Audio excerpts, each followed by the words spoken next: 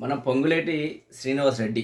ఇక పొంగులేటి శ్రీనివాస్ రెడ్డో అసలు మనిషా కాదో నాకైతే క్వెషన్ మార్క్. మీకు ఏదైనా డౌట్ ఉంటే కామెంట్ చేయండి. ఎందుకంటే ఏదైతే ఖమ్మంలో జరిగిన వెలుగుమట్లలో జరిగిందే నిదర్శనం. అల్లనే తెలిసిపోద్ది పొంగులేటి శ్రీనివాస్ రెడ్డి ఎంత ఎంత గలీజ్ వ్యక్తో. సో నిన్న మాట్లాడుతూ ఏదైతే Siddipet oil palm oil factory ఏదో ఓపెన్ చేశారు కదా, దాని గురించి మాట్లాడుకుందాం ఇవాళ. సరే, మంచి పని. గవర్నమెంట్ అంటే కంటిన్యూషన్ ప్రాసెస్ అన్నారు. ఈరోజు ఈ గవర్నమెంట్లో జరిగితే తర్వాత నెక్స్ట్ గవర్నమెంట్లో ఓపెన్ అవుతాయి, ఆ నెక్స్ట్ గవర్నమెంట్లో జరిగితే ఇంకో నెక్స్ట్ గవర్నమెంట్లో కూడా ఓపెన్ అవుతాయి. అది కొద్దిగా లాంగ్ ప్రాసెసింగ్. కొంతేమో కొద్దిగా చిత్తశుద్ధి ఉంటే ఆ గవర్నమెంట్లోనే స్టార్ట్ చేసి ఆ గవర్నమెంట్లో కంప్లీట్ చేస్తారు. ఉదాహరణకు కాళేశ్వరము కొన్ని ప్రాజెక్టులు చూసుకుంటే ఆ విషయంలో టీఆర్ఎస్కి బీఆర్ఎస్కి 100% మనం 100 మార్క్స్ వేయచ్చు. మరి ఈరోజు ఏదైతే అబద్ధాలు ఆడడంలో కాంగ్రెస్ పార్టీకి 100కు 200 మార్కులు వేయచ్చు. 100కు 200 మార్కులు వేయచ్చు. దానికి ఉదాహరణ ఏంది? నిన్న ఏదైతే సిద్దిపేటలో పామాయిల్ ఫ్యాక్టరీ ఒకటి ఓపెన్ అయిందిగా, అదే నిదర్శనం ఉంటా. అంటే ఈ ఈ పనికి వల్ల వ్యక్తి మాట్లాడే పద్ధతి ఏంటంటే, నేను మాట్లాడిండు కుదిరితే ఆ వీడియో ప్లే చేస్తా చూడండి. పక్కన ఏం మాట్లాడిందంటే, మేము ఓపెన్ చేసాం, ఇది మేమే ఓపెన్ చేసాం, మేమే అది చేసాము.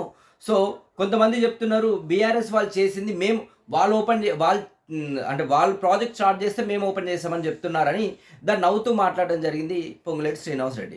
అది కాకుండా మీరు తెల్ల కాగితం బొచ్చు భోషణం అని మాట్లాడడం జరిగింది. అసలు విషయం ఏందో చెప్తాను. అది ఎప్పుడు ఆల్రెడీ 2022లోనే సిద్దిపేటలో ఆయిల్ ఫ్యాక్టరీ స్టార్ట్ చేయడం జరిగింది. దాని శంకుస్థాపన కూడా ఉంది. కుదిరితే మీకు పక్కన ఫోటో వేస్తాను, చూడండి. పామాయిల్ కారాగ్రహం శంకుస్థాపన శ్రీ సింగిరెడ్డి నిరంజన్ రెడ్డి గారు మంత్రివర్యులు అప్పుడు. తర్వాత తన్నీరు హరీష్ రావు గారు ఇద్దరు కలిసి కూడా ఎప్పుడు అది తేదీ 13వ తారీఖు 4వ నెల 2022లో అది స్టార్ట్ చేయడం జరిగింది. మరి దీన్ని ఏమంటారు? సో అంటే ఈయన ఏం మాట్లాడిండు ఈ వ్యక్తి అంటే, ఆ వ్యక్తిని మినిస్టర్ అనడానికి కూడా నాకు నవ్వొస్తుంది. ఎందుకంటే వెలుగుమట్లలో అందరి ఇంట్లలో ఆయన వాచ్లు పెట్టుకోవడం జరిగింది, గోడ గడియాలు పెట్టుకోవడం జరిగింది. అంటే పొద్దున్న లేచి మేము ఆయన ముఖమే చూస్తాం, టైం చూస్తామో తెలియదు కానీ ఆయన ముఖం చూస్తాం, కానీ మేము మంచిగా ఉండాలని కోరుకుంటాం. అలాంటి వ్యక్తి మమ్మల్ని మోసం చేసి మా నుంచి ఓట్లు వేయించుకొని మమ్మల్ని ఇప్పుడు నడి రోడ్డును వదిలేశాడు, ఇంత దారుణమైన వ్యక్తి అనేసి వాళ్ళు చెప్పడం జరిగింది. సరే, అప్పుడు నేను కొద్దిగా అనుమానంగా ఉండే, ఇప్పుడు క్లారిటీ వచ్చింది. అంటే బీఆర్ఎస్ స్టార్ట్ చేసిన చాలా ప్రాజెక్టులు కూడా ఏది కాంగ్రెస్ లాంచ్ చేస్తుంది. తప్పులేదు, లాంచ్ చేయండి. కానీ ఇక్కడ విచిత్రం ఏంటంటే మా హయాంలోనే చేసుకున్నాం. ఇంకొక పెద్ద కామెడీ ఇంకోటి చూద్దాం. పక్కన వీడియో ప్లే అవుతుంది, చూడండి. తుమ్మల నాగేశ్వరరావు గారికి వేదిక మీద నుంచి విజ్ఞప్తి చేస్తున్నా, సిద్దిపేటలో కట్టిన ఈ ఫ్యాక్టరీ కొడంగల్ నియోజకవర్గంలో కూడా ఇట్లాంటిది ఒక ఫ్యాక్టరీ కట్టండి, మా రైతులకు ఉపయోగపడుతుంది. దయచేసి తుమ్మల గారు, అదేవిధంగా మిత్రులు దామోదర్ రాజనరసింహ గారు, మహబూబ్ నగర్ జిల్లా ఇన్ఛార్జ్ మంత్రివర్యులు వారు దామోదర్ రాజనరసింహ గారు ఒక్కసారి సమీక్ష చేసి ఇంత మంచి ఫ్యాక్టరీని నా నియోజకవర్గంలో కట్టడానికి దామోదర్ రాజనరసింహ గారిని, తుమ్మల నాగేశ్వరరావు గారిని విజ్ఞప్తి చేస్తున్నా. ఇది మంచి లాభసాటి వ్యవసాయం. ఆ వ్యక్తి ఏమన్నాడంటే, నేను 2024లోనే స్టార్ట్ చేసినది, కావాలంటే నేను పట్టుకోపోవచ్చు, ఏది మహబూబ్ నగర్కి పట్టుకోపోవచ్చు, కొడంగల్కి పట్టుకోవచ్చు, మరి పట్టుకోపోమని ఓడొద్దు అన్నాడు. నేను నిజంగా నువ్వే స్టార్ట్ చేసి ఉంటే, నీ హయాంలోనే స్టార్ట్ అయ్యి ఉంటే 100కి 200% నువ్వు మన మహబూబ్ నగర్కి పట్టుకోపోయేది, కొడంగల్కి పట్టుకోపోయేది. సో నువ్వు స్టార్ట్ చేయలేదు, నీతో కాదు కాబట్టి ఇక్కడ ఆల్రెడీ వర్క్ అంతా అయిపోయింది. ఒక రిబ్బన్ ఒకటి కట్ చేయాలి కాబట్టి నువ్వు వచ్చి కట్ చేయడం జరిగింది తప్ప, నువ్వేదో నీ సొంతంగా నువ్వు స్టార్ట్ చేసి, ఇక మాటలు అట్లా వస్తున్నాయి కానీ కోపంగా వస్తున్నాయి మాట. సో నువ్వు చేసింది ఏం లేదు అంటే, నేను అనేది ఏంటి, ఒక గవర్నమెంట్లో స్టార్ట్ అయింది, ఇంకో గవర్నమెంట్లో ఓపెన్ అవుతే తప్పు లేదు. కానీ నిజాన్ని దాచి అబద్ధాన్ని పదే పదే చెప్పి మేడిగడ్డ గురించి చెప్పి మీరు అధికారంలోకి రావడం జరిగింది. ఇంతవరకు అది రిపేర్ లేదు.